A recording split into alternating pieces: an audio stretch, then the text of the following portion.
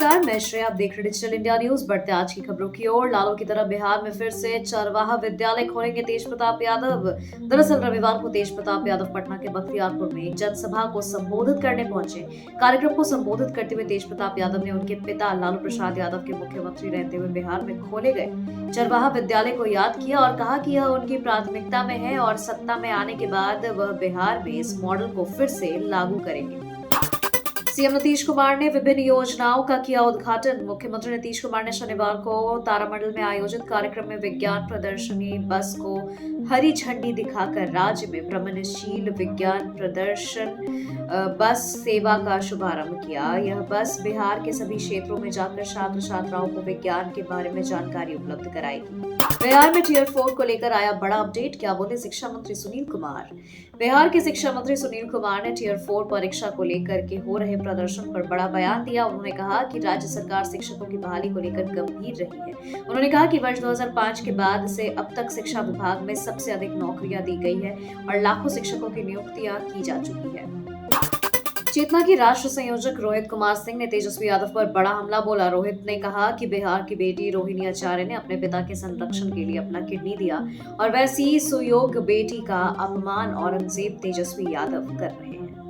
पीके के खुलासे से भूचाल। जेडीयू में महाभारत। प्रशांत किशोर ने सत्ता पक्ष में खलबली मचा दी है। शुक्रवार को उन्होंने प्रेस कॉन्फ्रेंस कर यह एक साथ भाजपा और जेडीयू के कई नेताओं के बारे में बड़ा खुलासा किया।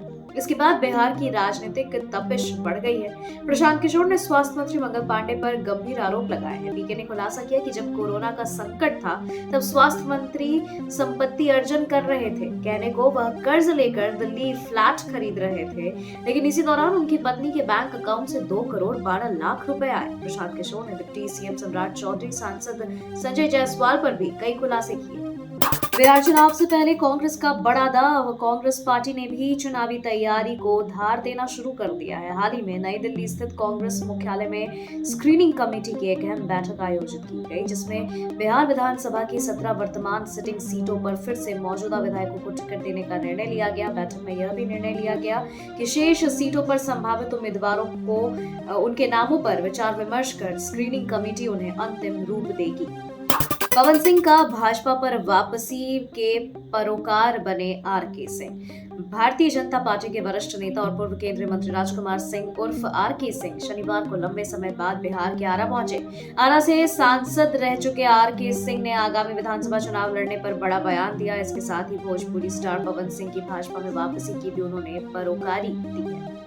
रोहिणी आचार्य के लिए तेज प्रताप फायर। बिहार विधानसभा चुनाव 2025 से पहले राष्ट्रीय जनता दल के सुप्रीमो लालू प्रसाद यादव के परिवार में सब कुछ ठीक नहीं चल रहा है। बेटे तेज प्रताप यादव जो हैं, बड़े बेटे लालू प्रसाद यादव के, उन्होंने बेटी रोहिणी आचार्य ने पूर्व डिप्टी सीएम तेजस्वी के सलाहकार संजय यादव पर सवाल उठाए।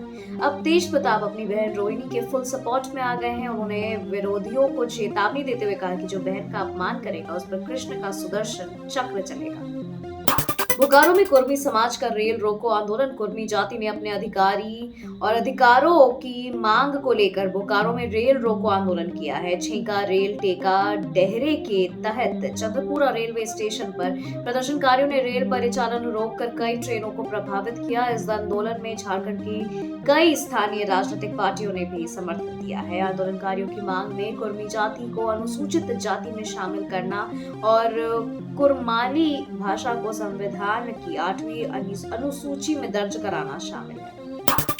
भाजपा ने ओबीसी समाज का हक छीना। मनोज पांडे। झारखंड मुक्ति मोर्चा के केंद्रीय प्रवक्ता मनोज पांडे ने कहा कि आज जो भी कुछ आंदोलन के नाम पर दिख रहा है वह पूरी तरह दो समुदाय को लड़ाने की एक साजिश है। झामुमो नेता ने कहा कि यह जो नए अंग्रेज सत्ता पर काबिज है और डिवाइड एंड रूल की पॉलिसी अपना रहे हैं, वह राज्य को दूसरा मणिपुर बनाना चाह रहे हैं। मनोज पांडे ने कहा कि भाजपा के शासनकाल में राज्य के ओबीसी समाज का हक छीना गया। खबरों के सिलसिलों में फिलहाल इतना ही। बने रहे डिजिटल इंडिया न्यूज के साथ। नमस्कार।